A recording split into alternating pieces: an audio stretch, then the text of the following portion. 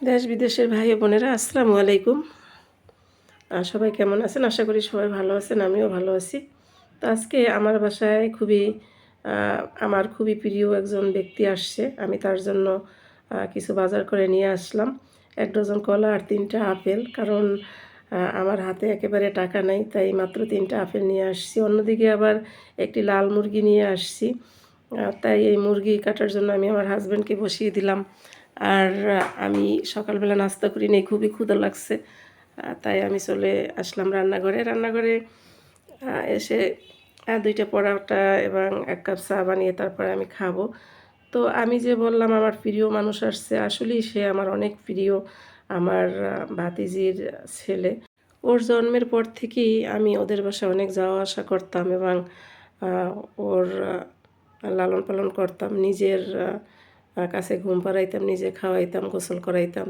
সেই থেকে আমি ওর কাছে অনেক প্রিয় হয়ে গেছি এবং ও আমার কাছে অনেক প্রিয়, আদরের। আর ও আমার পোড়া পাখি, আমি ওর কাছে ওর সোনা পাখি। তো দুনিয়ার সব কিছু একধারে, ওর মা বাবা, বোন সবাই একধারে, আর আমি ওর যে সোনা পাখি, আমি হয়েছি একধারে। তার কাছে কোনো মানুষই পরিপূর্ণভাবে ভালো না, শুধু আমি তার কাছে খুব ভালো এবং সে আমাকে অনেক ভালোবাসে। সব মানুষের কম বেশি দোষ বলবে, আহ, কিন্তু আমার নামে কেউ কোনো কথা বলতে পারবে না, তাহলে তার মেজাজ গরম হয়ে যাবে, তার মন খারাপ হয়ে যাবে। আর সে বলবে আমার সোনা পাখিকে কেউ বলবে না। এবং মাঝে মাঝে কি করে ওর বাবা বলে যে তোমার সোনা পাখি ভালো না, তোমার সোনা পাখি আমাদের বাসায় আসতে পারবে না। তো তখন ওর অনেক মন খারাপ হয় এবং বলে তুমি কিন্তু আমার সোনা পাখিকে অপমান করতেছো। আমার সোনা পাখিরে কেউ অপমান করলে আমার অনেক কষ্ট হয়। তো আমি দুনিয়ায় অনেক বাচ্চা দেখেছি, কিন্তু এর মতো এরকম আমার ভক্ত এমন কোনো বাচ্চা আমি এখনও দেখি নেই।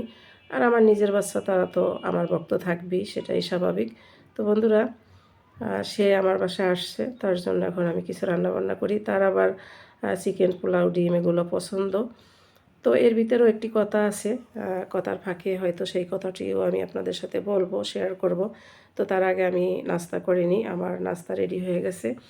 তো 2টি পরোটা আর 1 কাপ চা খাবো। এদিকে মাংস কাটাকাটি শেষ। মাংসটা আমি ধুয়ে নিয়েছি, ধুয়ে পরিষ্কার করে তারপরে এখন আমি এই মাংস বসাবো। তো তার যে চিকেন পোলাও পছন্দ, এখানে যে কথাটি বলছিলাম সেটা হলো যে আমি আসলে তার জন্য 1 প্যাকেট চিকেন পোলাও কিনে নিয়ে আসছি। তার ভিতরে একটি ডিমও আছে। 150 টাকা দিয়ে কিন্তু আমি তার জন্য চিকেন পোলাও কিনে নিয়ে আসছি, কারণ এখন বাসায় চিকেন পোলাও বানাইতে অনেক খরচ। তাছাড়া আমার হয়তো সিলিন্ডারও শেষ হয়ে যাবে, গ্যাস যেহেতু আমাদের কেনা, সেই দিকে অনেক লক্ষ্য রাখতে হয়, খেয়াল করতে হয়। তো এখন আমি এই মুরগির মাংসটা বসিয়ে দেবো, যাতে দুপুরের বেলা সবাই এই মাংস দিয়ে খেতে পারে এবং সেও খেতে পারে, সেই জন্য। তো পেঁয়াজ সুন্দর করে একটু ভেজে তারপরে মশলা দিয়ে দিলাম। এরপরে আদা রসুন দিয়ে একটু ভেজে নিব। তো আদা রসুন দিয়ে ভেজে নেওয়ার পরে হলুদ মরিচের গুঁড়ো দিয়ে দিব বন্ধুরা।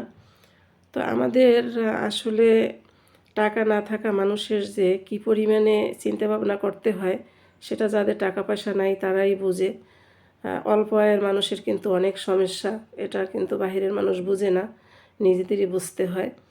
তো যাই হোক বন্ধুরা, আমি হলুদের গুঁড়া, মরিচের গুঁড়া, জিরার গুঁড়া, লবণ এগুলো দিয়ে তারপরে ভালোভাবে মশলাটা কষিয়ে মাংস দিয়ে দিব। তো সব মশলার গুঁড়া দিয়ে দেওয়ার পরে একটু পানি দিয়ে দিলাম, যাতে মশলা পুড়ে না যায়। এরপরে একটু ভালোভাবে নাড়াচাড়া করে ভালোভাবে মশলাটা কষিয়ে নিতে হবে। মশলাটা এমনভাবে কষাতে হবে যাতে কষাবার পরে মশলার ভিতরে তেল ছেড়ে দেয়। তেল ছেড়ে দিলেই বোঝা যাবে যে মশলা কষানো শেষ। এরপরে কিন্তু আমি মাংস দিয়ে দিব। মাংসটা কষানো শেষে তারপরে আমি প্রেশার কুকারে দিব, কারণ এই লাল মুরগি সেদ্ধ হইতে অনেক সময় লাগে। অত গ্যাস সম্ভবত আমার সিলিন্ডারে নাই এখন। তো যাতে তাড়াতাড়ি রান্না করতে পারি সেই ব্যবস্থাই করতে হবে বন্ধুরা। তো এখন আমি তাকে কিন্তু বলি নাই যে তোমার জন্য পোলাও মাংস কিনে নিয়ে আসছি। তাকে বলা হয়েছে যে রান্না করছি এবং সেও খুশি, তার জন্য পোলাও মাংস রান্না করি। তো আমার রান্না যখন শেষ হয়ে যায় তারপরে আমার ছেলে বাসায় চলে আসে এবং ছেলে বলে আম্মু কী রান্না করছো। আমি তো বললাম মুরগির মাংস রান্না করছি। আমার ছেলে বলে যে কী করলাম, মুরগির মাংস রান্না করছো, আমার জন্য একটু পোলাও রান্না করতা। তো বন্ধুরা, মায়েরা বোধহয় এমনই হয়, মায়ের সাথে কারো তুলনা হয় না। সব কিছু রেখে আমি আবার ছেলের জন্য পোলাও বানাইতে গেলাম।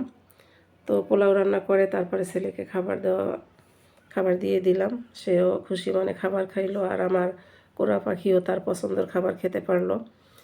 তো এই যে দেখুন, মাংসের ভিতরে আমি একটু নতুন আলু দিয়ে দিলাম।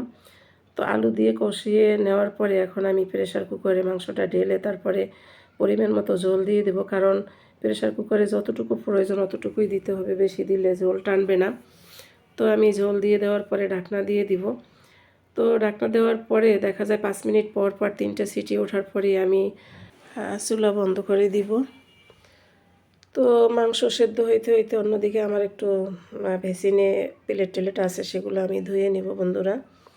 তো দেখুন, এখানে কিন্তু এখন এই যে মাংসটা প্রায় রান্না করা শেষ, অলরেডি 2টা সিটি হয়ে গেছে, আর একটা সিটি যখন চলতেছে এরপরই আমি চুলা বন্ধ করে দিব। তো ছেলের জন্য যে পোলাও রান্না করছি সেই ভিডিওটা আমি আর করতে পারলাম না, আপনাদের সাথে শুধু মুখেই শেয়ার করলাম, রান্নাটা দেখাতে পারলাম না। অন্যদিকে আমার কোরা পাখি খাওয়ার জন্য ব্যস্ত হয়ে গেছে, তাই তার জন্য খাবার নিয়ে বসে পড়লাম। তাকে এখন খাওয়াই দিতে হবে। আমার ছেলেও খাবার খাচ্ছে টেবিলে। তো আমি ওকে নিয়ে একটু বিছানায় বসে তারপরে ওকে সুন্দরভাবে খাওয়াই দিলাম, এবং সেও আরাম করে খেয়ে নিল। তারও কোনো সমস্যা হয়নি, ছেলেও পোলাও খাইতে পারলো। এটা ভেবেই আমার ভালো লাগতেছে, কারণ আমরা মধ্যবিত্ত মানুষ, আমাদের ওই রকমের শৌখিনতা করা মানায় না। আর টাকা থাকলে মানুষ অনেক কিছুই করতে পারে। আমার যেহেতু টাকা নাই, তাই আমাকে অনেক হিসেব নিকেশ করে চলতে হয়। তো ওকে খাবার দাবার খাওয়াই আমরাও খাবো। আমরা খাওয়ার পরে তার আবার একটি বায়না আছে, সে বলে যে সোনা পাখি, খাবারের পরে আমাকে ছাদে নিয়ে যেতে হবে, তোমাদের ছাদে দোলনা আছে, আমাকে দোলনায় দোলাতে হবে। তাই খাওয়া দাওয়া শেষে তাকে আবার ছাদে নিয়ে চলে আসলাম। এই যে সে এখন দোলনায় বসে আছে, আমি দোলনাটা দোল দিয়ে সামনের দিকে চলে আসলাম। এই ছিল আজকে আমার ছোট্ট ব্লগ ভিডিও। আমার এই ব্লগ ভিডিওটি যদি আপনাদের ভালো লেগে থাকে তাহলে অবশ্যই লাইক কমেন্ট শেয়ার করবেন, আর আপনারা কে কোথা থেকে কমেন্ট করছেন অবশ্যই লিখে জানাবেন। আমি আপনাদেরকে পরবর্তীতে ধন্যবাদ জানাবো। সবাই ভালো থাকবেন। আল্লাহ হাফেজ। আসসালামু আলাইকুম।